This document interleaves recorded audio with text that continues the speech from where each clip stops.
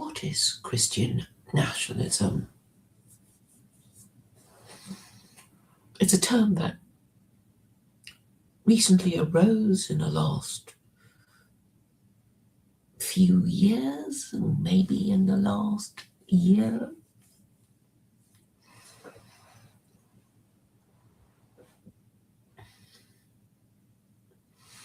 And then white nationalism seems to have gone out of fashion. My thesis has been that Christian nationalism is an updated form of white nationalism when it was realized by white nationalists that calling themselves white nationalists would not get themselves heard by anyone anxious to maintain their status in life, because white nationalism is a very low status belief. And it was E. Michael Jones who told Jared Taylor and his followers that while Catholics still have some rights, white nationalists have none. So this explains the bandwagon heading towards Christian nationalism. But unfortunately, it means for those disposed to support such a thing that it could get you shot in the case of Charlie Kirk. And then when you're shot and killed, your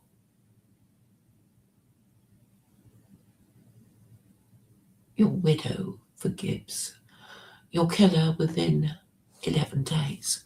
So it's something to consider. You can change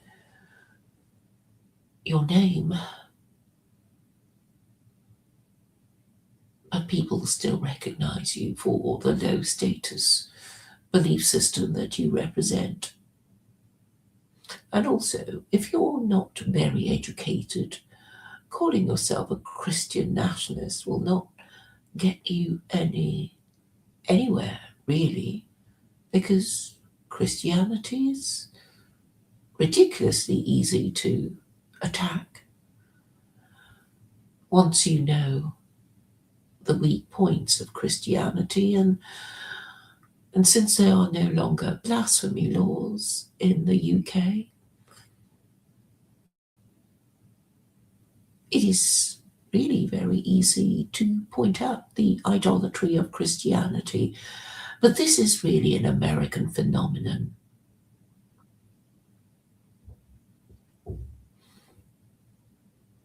Used by low status, low IQ, low income Americans who think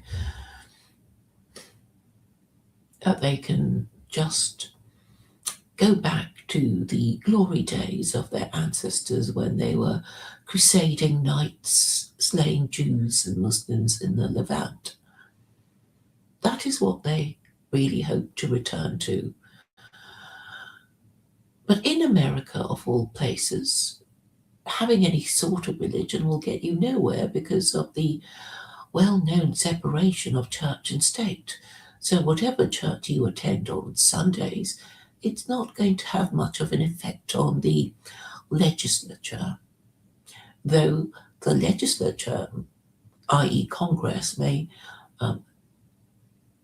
have the majority of its members pretending to be Christian, but it doesn't mean anything much to be Christian in America, since there is no Church of America, and America hasn't got an official religion. So what is the political orthodoxy of America? It is whatever their ruling classes say it is. It can be being American. They don't talk about that these days.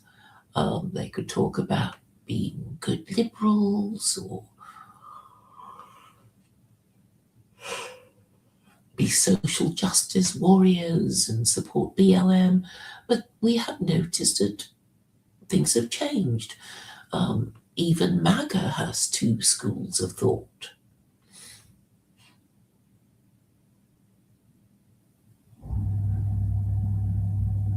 And what Christian nationalists in their ignorance do not know is that America is a beneficiary of Christian internationalism, or Christian imperialism, if you prefer. And if Christian imperialism fails, then why would Christian nationalism succeed? And the other thing about being Christian is that it is commonly thought to be the religion of the stupid people, although members of the ruling classes traditionally pretend to be Christian to curry favour with the peasants who are now revolting.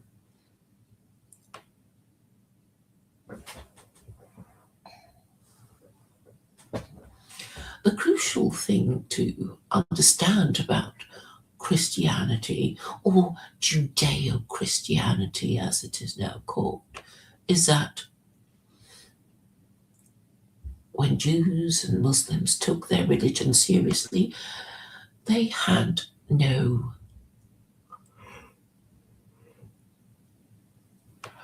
freedom of belief, they had no free will. As we know from the Torah, the penalty for breaking the Sabbath is death by stoning. And this idea carried on into Christianity when anyone deemed to have blasphemed the religion of Christianity would be burnt at the stake. Did these Christians, or heretics I should call them, did these heretics who were born Christian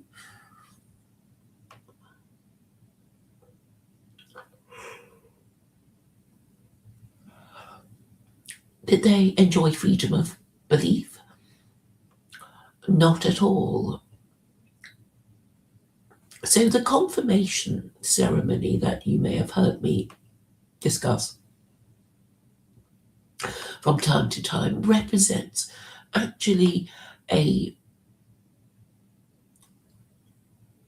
concession by the monarch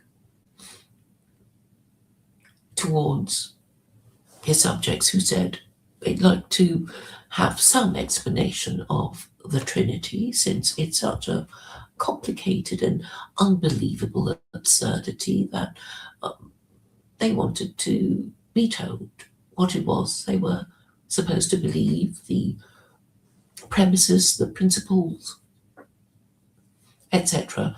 And along came confirmation classes. But before Christians had confirmation classes, they were really not expected to question anything at all. Anabaptists were particularly badly treated. They were people who were mocked for wanting to be baptized again. So Anabaptist was literally the people who wanted to be baptized again, and they were mocked for this demand because doubtless it was threatening to the monarch if his people were asking what the hell they were supposed to believe in and why.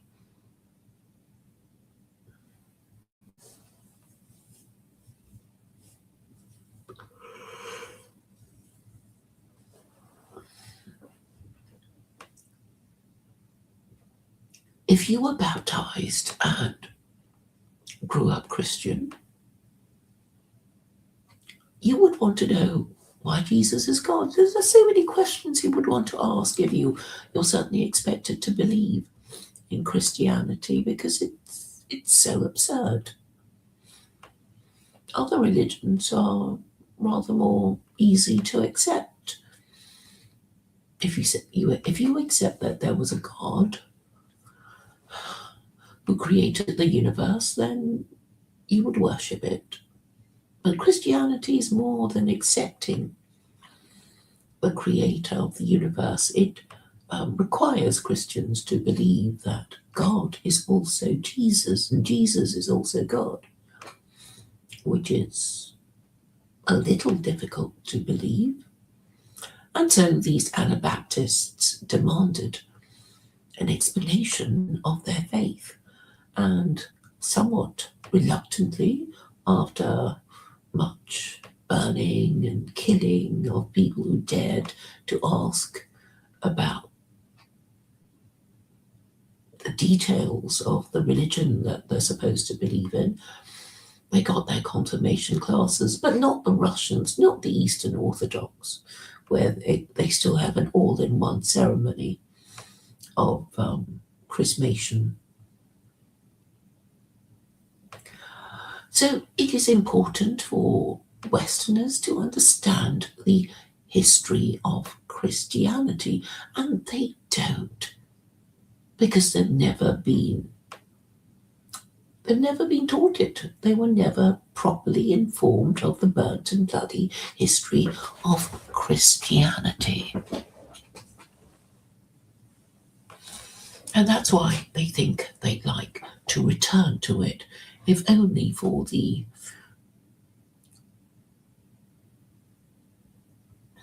romantic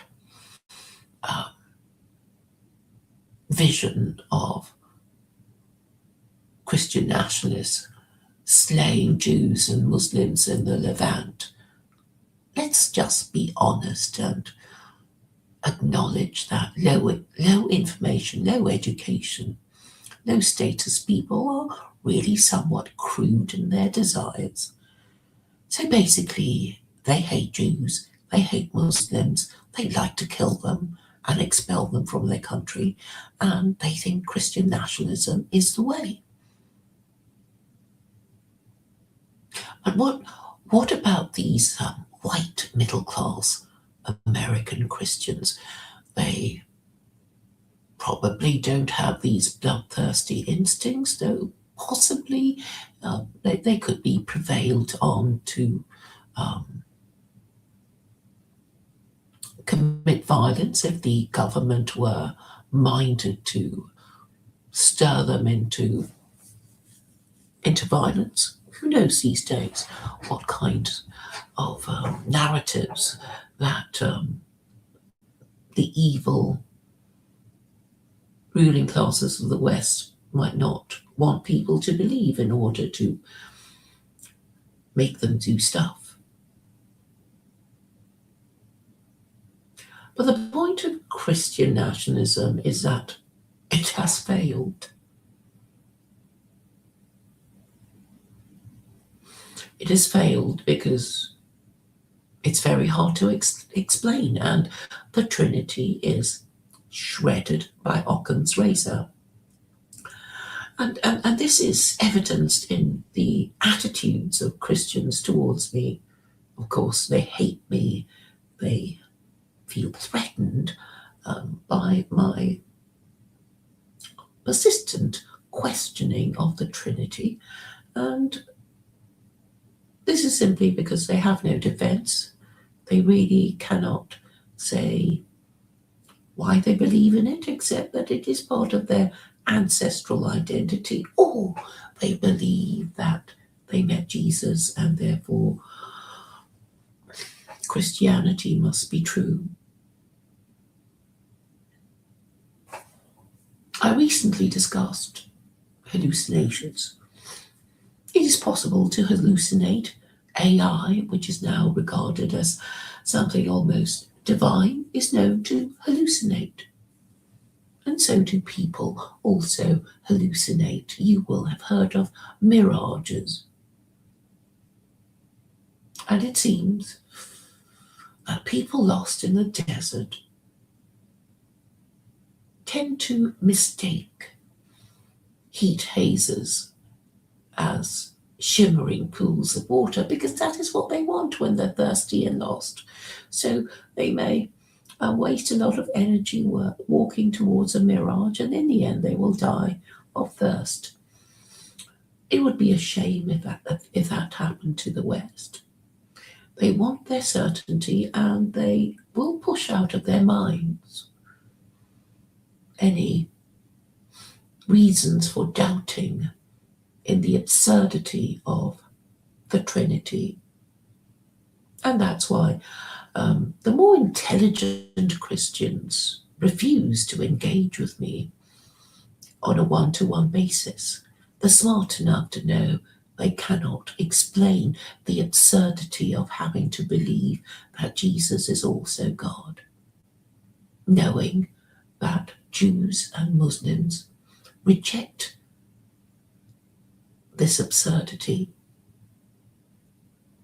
But still, they want to cling to their white middle class identity.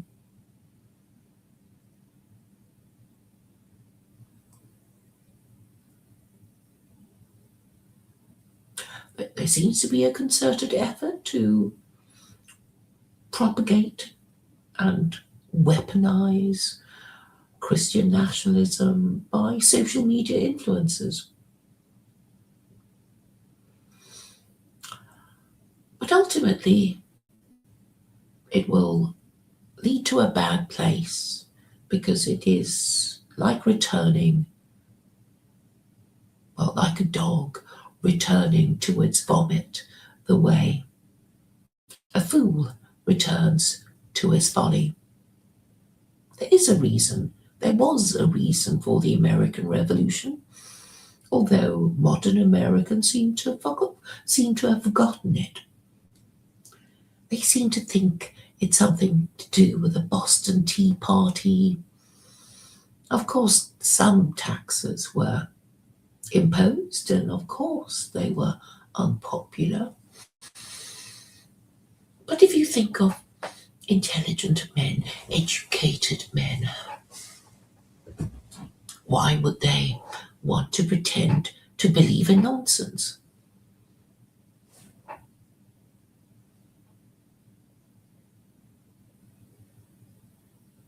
There is something particularly humiliating about being lied to when you cannot challenge the lie you're being told. So yes, it is irritating to be lied to by a child or an employee or somebody trying to sell you crap. But when you're not allowed to question their lie, and they know they are lying to you, and they know you know that they are lying to you, and still they lie, and still you have to pretend to believe in their stupid shit. That is the most humiliating thing of all. And there are people still who want to impose this stupid shit on other people. But you see, if you really believe in it, it's not just being kicked about by the powerful and forced to believe or forced to repeat the nonsense you don't believe. It actually means that you could be in hell if God exists. But whether you choose to believe in God and the afterlife is, of course, a matter for you. But if God exists and Christianity is idolatry, then the person telling you to believe in this stupid crap is consigning you to hell, isn't he? So why should you continue to believe in this stupid shit or pretend that you want to? I suppose it's difficult when it's mum or dad or your pastor or your priest. But these days, fortunately, they don't have much authority. It is only the government that has the power to come and put you in prison, with or without a trial. So you can see why the powers that be would be using Christianity, because it's the religion of stupid people. They're the people who don't care about idolatry, who think that just because they are greater in number, they're going to win. And they are hypocrites because they pretend to believe that Jesus is God when in fact they don't.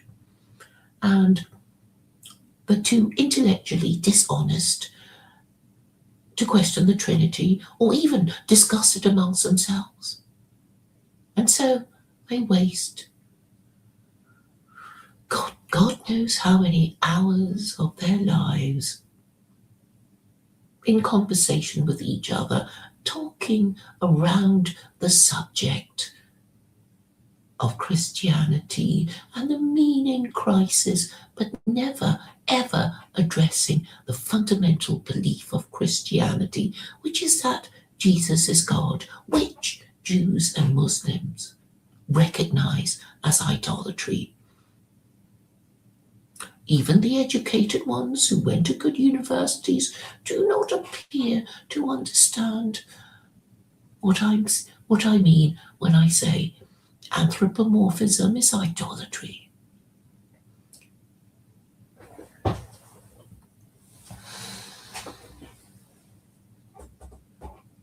It would be a tragedy indeed if 21st century Americans are going to throw out their First Amendment, because it would be negating the entire project of the Founding Fathers. And it was really the American Revolution that started a series of Republican revolutions that ended Christendom in 1918. Sadly, it appears that these Americans are prepared to contemplate having an absolute monarch.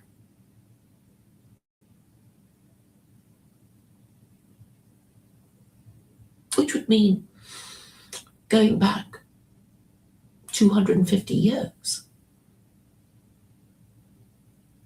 to the early America that belonged to Britain, to a Britain that was under an absolute monarch, to a Britain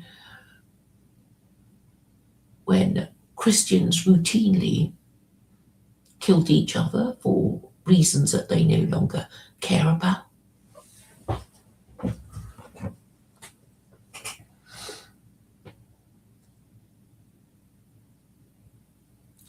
The most important American achievement that we can all enjoy without being American is the First Amendment.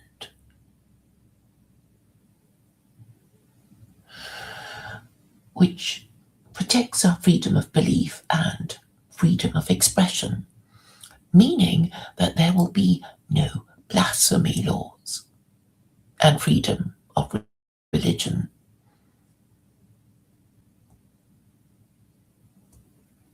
Sadly for the Americans, they don't even notice when this right, this amendment, has been infringed. Obviously, affirmative action is an infringement of the First Amendment. But lawyers have been, or legislatures, I should say, parliamentary draftsmen in America, they call it affirmative action because they don't want to call it discrimination. Because if affirmative action had been called discrimination, as it is in the UK, then alarm bells would have rung more quickly. After all, this discrimination is an act of thought. And if we are forbidden from thinking certain thoughts, then it becomes thought crime. And I assume that the educated American would immediately notice that this is something to do with their First Amendment.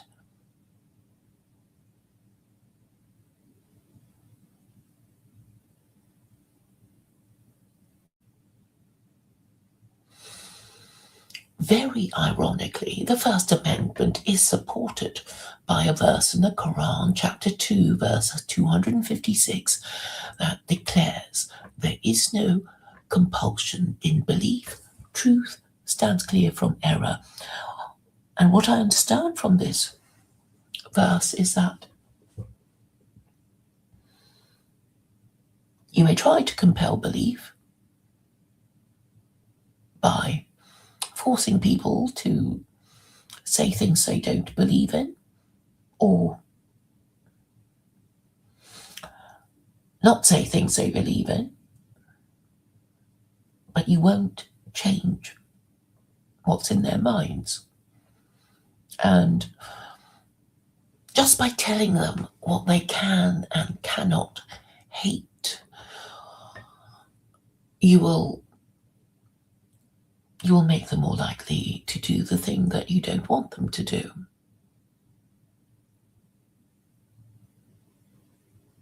So my position on all the thought crime laws in the UK is to repeal them. And that would mean the repeal of the Equality Act 2010, which incorporates all the protected status of all the different groups. Because really it has become a religion. It has become the religion of intersectionality, which is, of course, threatening and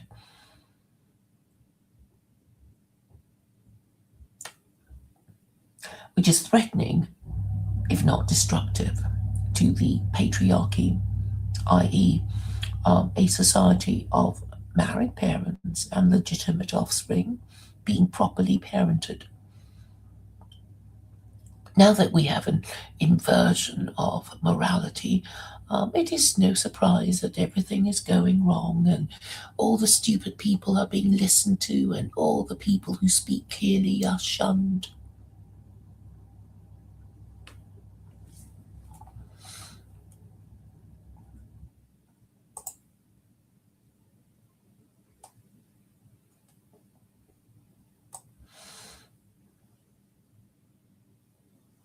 Oh, Tom?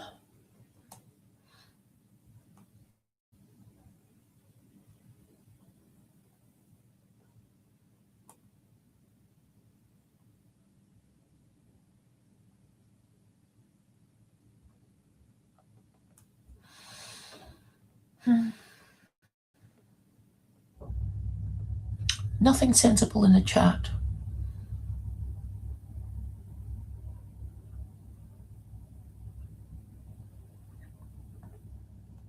How is my campaign against the idolaters going? Well, they are aware of me, and I hope they're complaining about me. And I hope that Jews and Muslims will finally get their act together and conclude that whatever they suffer from, it's because they are being punished for not taking a stronger position against idolatry.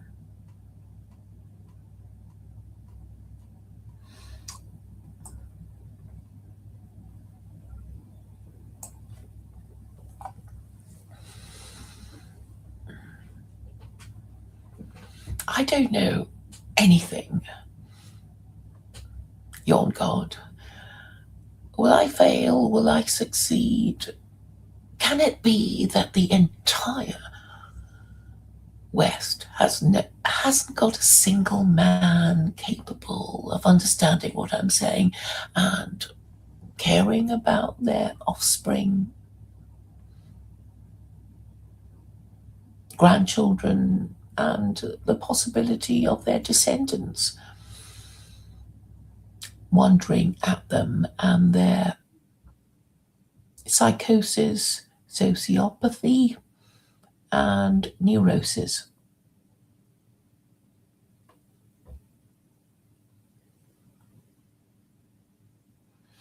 Well, thank you for calling me a prophet. I am advocating a solution. It is a simple solution, really, and can easily be understood, repeated, and shared. And these Christians will be on notice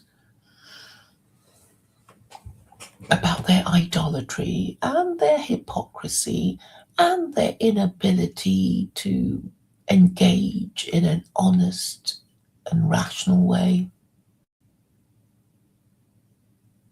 And it is very, very easy to keep making these points. So it's no trouble at all.